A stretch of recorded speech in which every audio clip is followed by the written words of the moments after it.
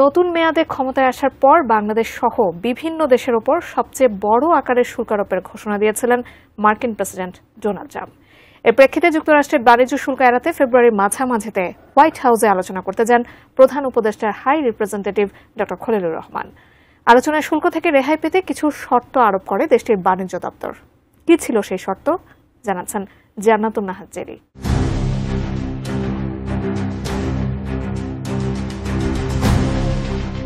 পৃথিবীর বিভিন্ন দেশের উপর নতুন করে ব্যাপক হারে শুল্ক আরোপ করেছিলেন মার্কিন প্রেসিডেন্ট ডোনাল্ড ট্রাম্প।